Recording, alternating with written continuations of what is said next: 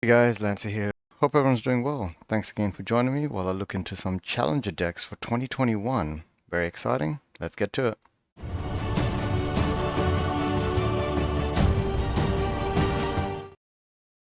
So, Wizards actually has done a decent job in the last couple of years for putting out these more competitive standard decks.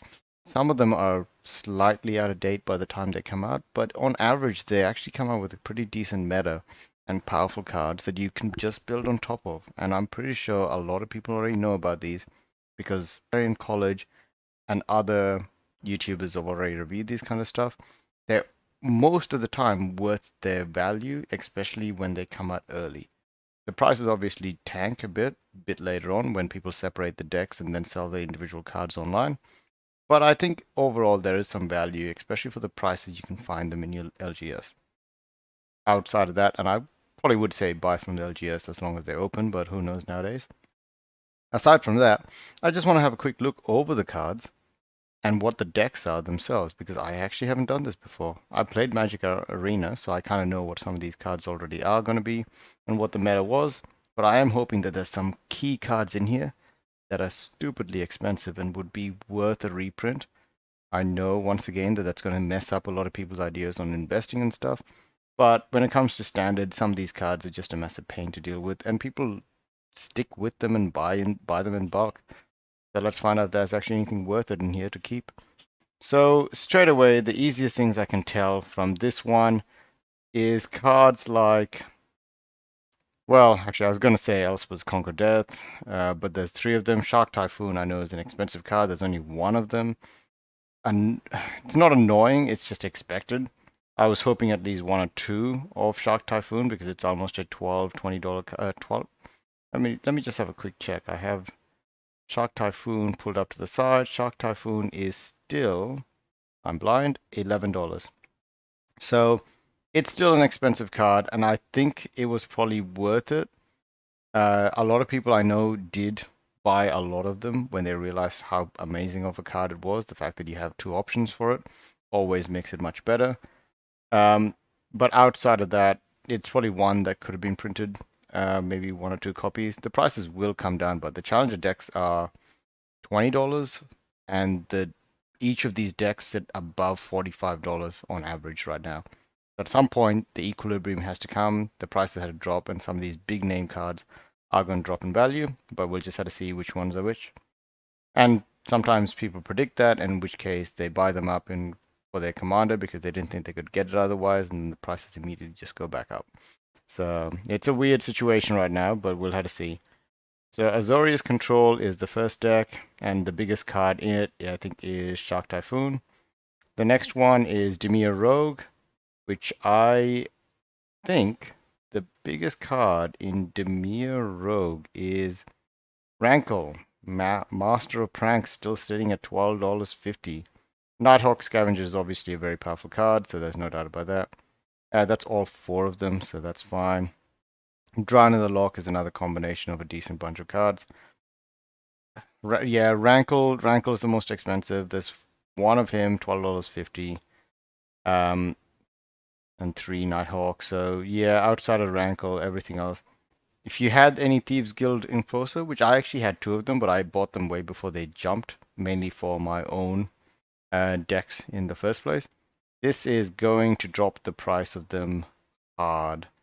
Same thing goes for Nighthawk Scavenger. Both good cards, both are going to come out in bulk. Dark Drown in the Loch, same thing. Rankle is the only one that's probably going to hold his price in this deck, but it is 69. It is sitting at a decent value right now. It'll continue dropping as people start picking apart these decks, but I think that's actually a good one. Shark Typhoon, $11. We just covered that. Other than that, there is not much in here. Oops, sorry, I didn't see Skyclave Apparition in the sideboard.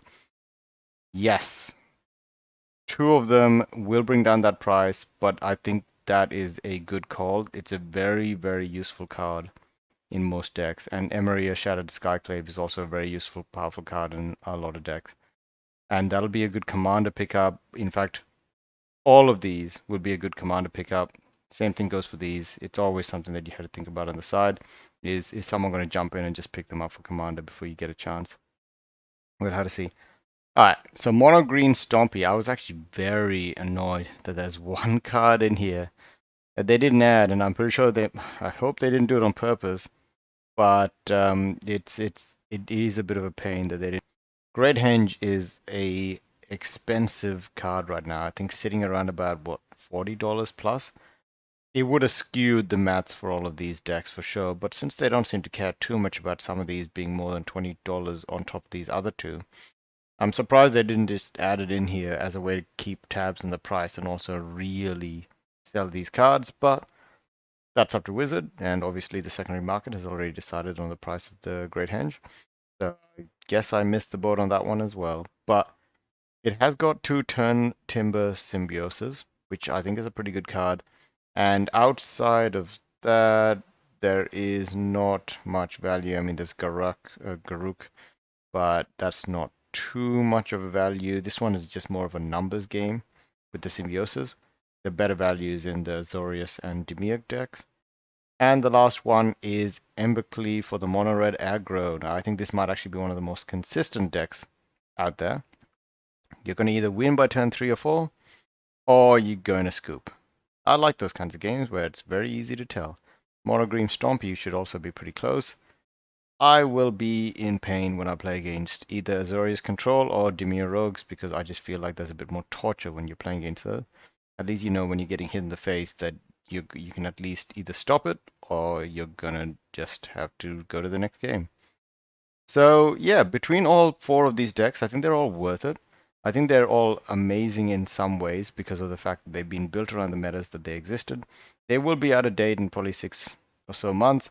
The only thing is that they are also, unless your LGS is open, then you're not going to get much value out of these in the standard environment.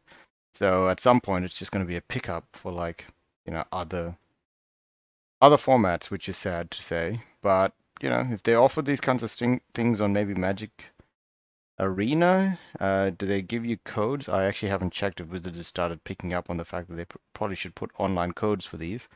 You can get more value out of them, and the players might actually pick it up just for the fun of it. Yeah, if they don't do that, then I think that at some point you're just gonna have to pinch pinch your nose and buy one of these and then keep them for later. I don't think there's anything excessive going to come out of them. I don't think there's any broken stuff. They all seem pretty equal in my mind. So yeah, we'll have to see how that goes. Anyways, guys, this was another rambling video, but hopefully you enjoyed it. Thanks again for sticking with me, and have a good one. See ya.